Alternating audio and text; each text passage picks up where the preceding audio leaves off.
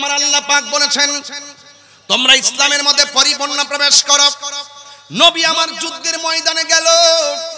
যুদ্ধের ময়দানে যাইয়া রাসূল একদিন একটা যুদ্ধের ময়দানে গিয়ে সাহাবায়ে কেরামদেরকে ডাক দিয়ে বলেন, সাহাবীরা যুদ্ধের ময়দানে তোমরা এসেছো, যুদ্ধের ময়দানে কোনো অসুবিধা আসেনি?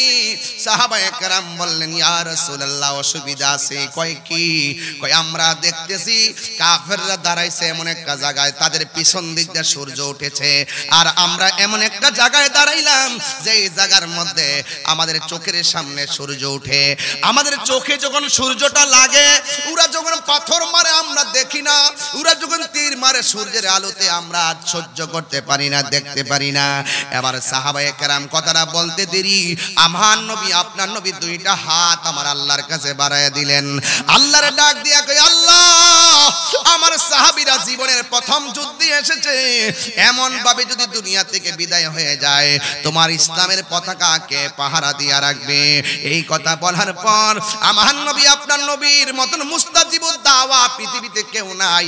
আমার নবী দুইটা হাত আল্লাহর কাছে বাড়াইয়া দিলেন। হাতটা বাড়াইতে দেরি রে বাবা, আমার নবীর সাহাবীরা তাকায়া দেখতেছেন নবী আমার হাতটা বাড়াইলো আর সূর্যের সামনে মেঘমালা জমে গেছে।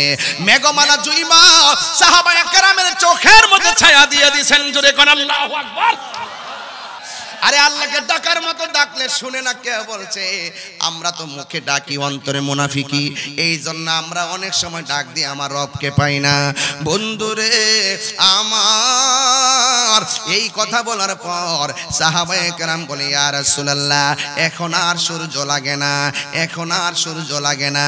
এবার সাহাবায়ে কেরাম যুদ্ধ করতেছেন। একটু পরে আমার নবী আয়েশা ডাক দিয়া বলে, এ সাহাবীরা তোমাদের আর যুদ্ধ করতে অসুবিধা আসেনি?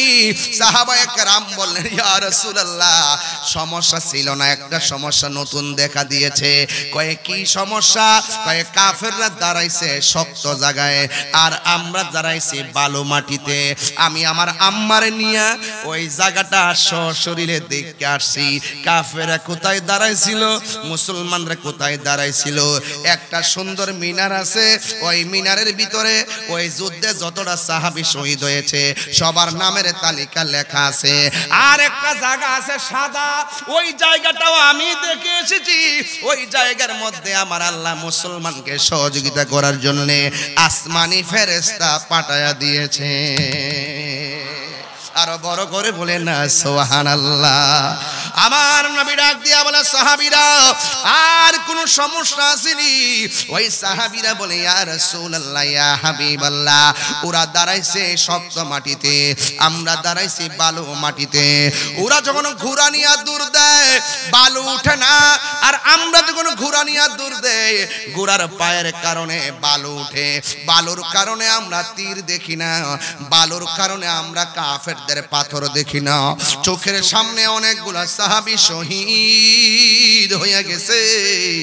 এখন এইভাবে শহীদ হয়ে গেলে দিনের পতাকা তুলবো কেমনে? এই কথা বলার পর আমার নবী আমার আল্লাহর কাছে দুইটা হাত বাড়ায় দিয়েছেন। আল্লাহর কাছে দুইটা হাত বাড়ায় কয়, আল্লাহ আমি নবীর সাহাবীরা এরা দুলাবালির কারণে তীরের আঘাত দেখে না, একের পর এক শহীদ হইয়া যাইতেছে। আল্লাহ রাব্বুল আলামিন কোরআনের মধ্যে বলে দিয়েছেন, ওয়ালাকাদ নাসারাকুমুল্লাহু বিবাদরিন ওয়া আনতুম আযিল্লা। আল্লাহ যে সাহায্য করেছেন, আমরা যে বিপদের মধ্যে ছিলাম আল্লাহ সাহায্য করেছেন, বয়ান করেছেন। আল্লাহর হাবিব যখন আমার আল্লাহর কাছে দুইটা হাত বাড়ায়া দিছে, তখন আমার আল্লাহ রাব্বুল আলামিন আসমান থেকে মুষলধার বৃষ্টি নামাইয়া বালুর জায়গাটারে শক্ত বানাইছে আর শক্ত জায়গাটারে পিচ্ছিল বানাইয়া দিছে। কাফেররা ষড়যন্ত্র কইরা এমন একটা জায়গা বাছাই করছিল যে জায়গার পিছন দিক দিয়ে সূর্য ওঠে, আমার আল্লাহ ছায়া বানাইয়া দিছে। এমন একটা জায়গা বাছাই করছিল যে জায়গাটা শক্ত জায়গা, আমার আল্লাহ বৃষ্টি দিয়া জায়গাটারে পিছলা বানাইয়া দিছে। এই জন্য আমি প্রায় মাহফিলের মধ্যে বলি, ওয়া মাকারু ওয়া মাকারু